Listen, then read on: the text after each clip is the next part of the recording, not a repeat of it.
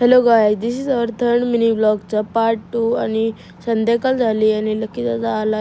त्यासाठी खास आम्ही त्याला घेवायला गेलतो. त्याने गाडी बिडी पार्क केली, नंतर वरती आला आणि आईने त्याला चिकन खावायला दिली ती आणि येऱ्यांसारखी माझी व्हिडिओ करत होती ना, मी शेंगा खात होतो.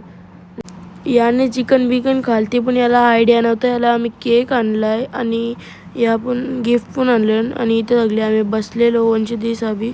नंतर मग आम्ही केक आणला याच्यासाठी. याला केकचा पण डिझाईन माहीत नव्हती.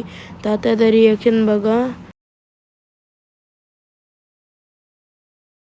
1 2 3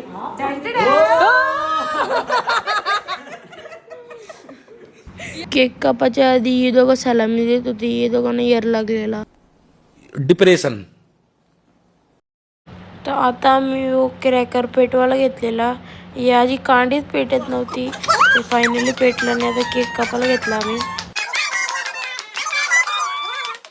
सगळा ओके होता, पण इथं परिधीला लागालता कारण की लक्की तर खात नव्हता केक. तिनेच सगळा खावायला घेतला आणि नका बघा कशी माखली. तर बघते बघ कशी, तिला काय लाजत नाही. नंतर तर ये बाईला काय माहितीच नाही अजून गिफ्ट बाकी आहे. तर हिने वर्षी गिफ्ट आणला, हाय आउटफिटची आणलेला. तुम्हाला माहिती असेल जर तुम्ही मागच्या ब्लॉगमध्ये बघला असेल. रोनंदाने डोक्यावर घेतला, मीने हात लावला, तिने हात लावला. वंशुदीने पण लावला असता, पण तिने व्हिडिओ करत होती म्हणून तिने नाही लावला. तर त्याने पहिले त्याला ढकललं, नंतर भाऊबीज केली. काय माणसं असतील, पोरा भाऊबीज केली. नंतर तो पाया पण पडतं येण्यासारखा.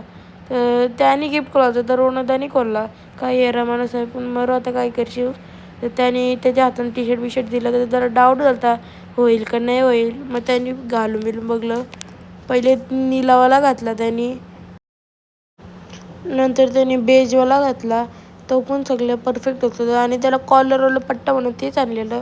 आणि आता चाललो, bye bye, thanks for watching.